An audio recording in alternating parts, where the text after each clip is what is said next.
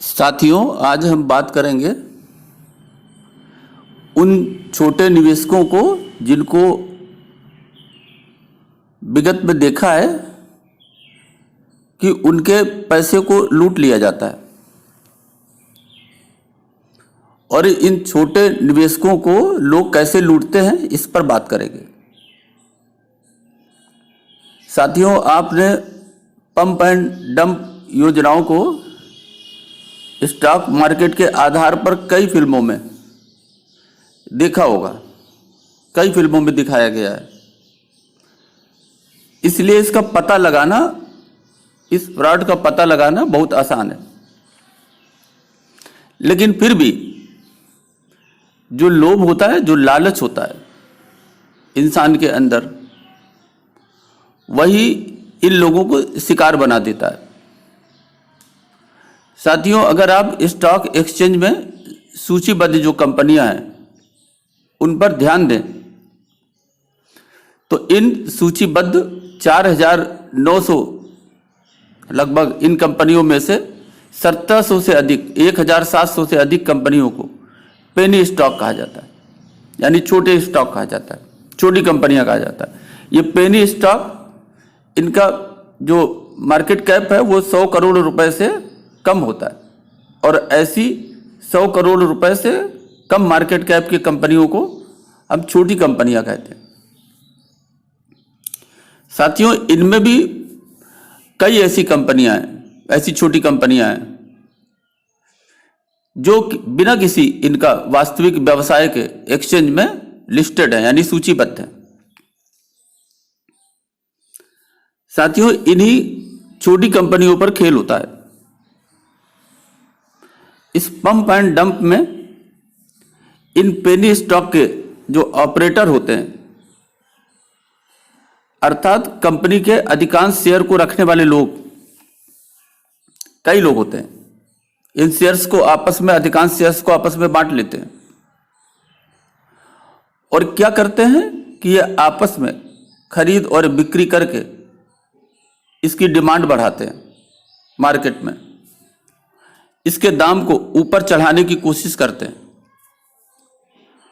और प्राइस को ऊपर ले जाने के लिए ये ऑपरेटर मिलकर अधिक प्राइस पर खरीद बिक्री के ऑर्डर्स की छोटी छोटी मात्रा को आकस्मिक रूप से रखना शुरू कर देते हैं। और चूंकि वे सभी स्टॉक के मालिक हैं, इसलिए कीमत बढ़ने लगती है और उनका आपस में ट्रांजैक्शन शुरू हो जाता है। साथियों, एक बार जब ये प्राइस छोटे निवेशकों के जानकारी में आता है तो उन्हें लालची बना देता है और लालची बनाने के लिए पर्याप्त रूप से वो आगे बढ़ते हैं।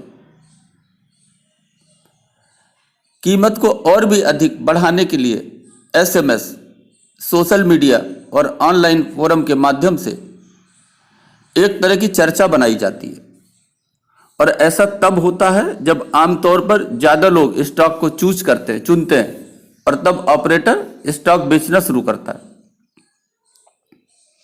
साथियों, जैसे ही उन उच्च कीमतों पर बिक्री बंद की जाती है, उस स्टॉक की चर्चा भी बंद हो जाती है और स्टॉक उस शुरुआती कीमत पर वापस आ जाता है जहां किसी को पोजीशन एग्जिट करने का मौका तक नहीं मिलता। साथियों, यह खेल कई बार हुआ है, अधिकांश लोगों को दंडित भी किया गया है। और साथियों, होता है यह कि स्टेप 1 में भारी मात्रा में ये लोग उस कंपनी के शेयर्स अपने पास इकट्ठा करते हैं आपस में। दूसरे स्टेप में ये मार्केट में खबर फैलाते हैं और आपस में ट्रांजैक्शन करते हैं शेयर्स के दाम को बढ़ाने के लिए। और तीसरा स्टेप वो होता है जब एक मौका आता है और ये ऑपरेटर्स अपने शेयर बेचकर ऊंची कीमत पर निकल जाते हैं। साथियों, दूसरा तरीका होता है इनसाइडर ट्रेडिंग का। इसका नाम आपने सुना होगा। इसमें भी सेबी कई बार ऐसे लोगों को दंडित करती है, भारी जुर्माना लगाती है। इसका भी इस्तेमाल स्टॉक मार्केट में छोटे निवेशकों को लूटने के लिए किया जाता है। इसे हिंदी में भेदिया कारोबार या अंतरंगी लेन देन भी कहते हैं। गैर कानूनी तरीके से शेयर बेचकर या खरीदकर लाभ कमाना इनसाइडर ट्रेडिंग कहलाता है। यानी जब किसी कंपनी के मैनेजमेंट से जुड़े हुए व्यक्ति अंदरूनी जानकारी के आधार पर शेयर खरीद या बेचकर लाभ कमाता है तो उसे इनसाइडर ट्रेडिंग या भेदिया कारोबार की श्रेणी में रखा जाता है। साथियों, ये गुपचुप तरीके से कंपनी के अंदर काम करने वाले लोग होते हैं उनके द्वारा किया जाता है, जिसमें कंपनी का भी फायदा उसका लाभ उसका शामिल रहता है उसका। अक्सर ऐसा काम कंपनी के शेयरों के भाव को बढ़ाने के लिए किया जाता है।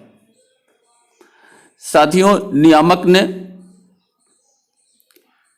एक ग्रुप के मशहूर प्रमोटर उन पर 1-1 करोड़ रुपए का जुर्माना लगाया था। आपने समाचार में पढ़ा होगा।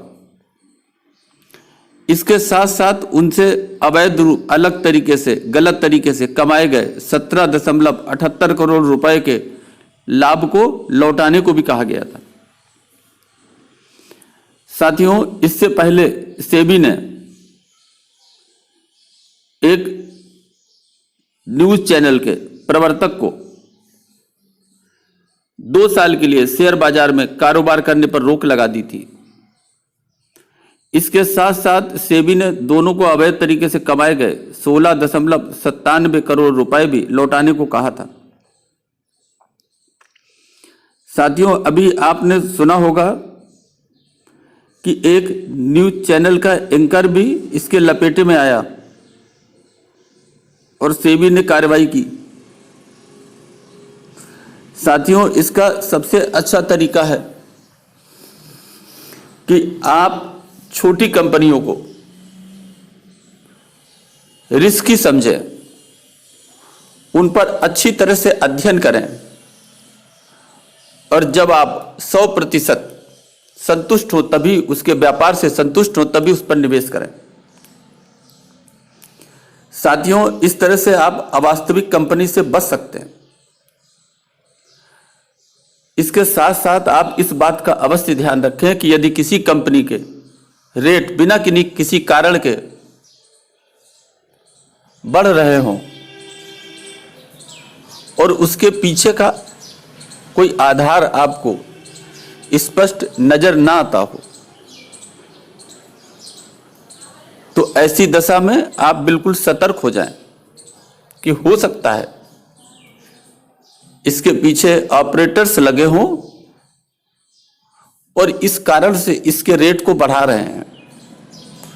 तो कभी भी आप किसी भी कंपनी, छोटी कंपनी के शेयर्स उसके बढ़ते रेट को देखकर निवेश ना करें, बल्कि उसके मजबूत व्यापार पर भरोसा करके तभी निवेश करें। साथियों, इन बातों से आप सावधान रहें, यही मेरा उद्देश्य था। अभी के लिए बस इतना ही। धन्यवाद।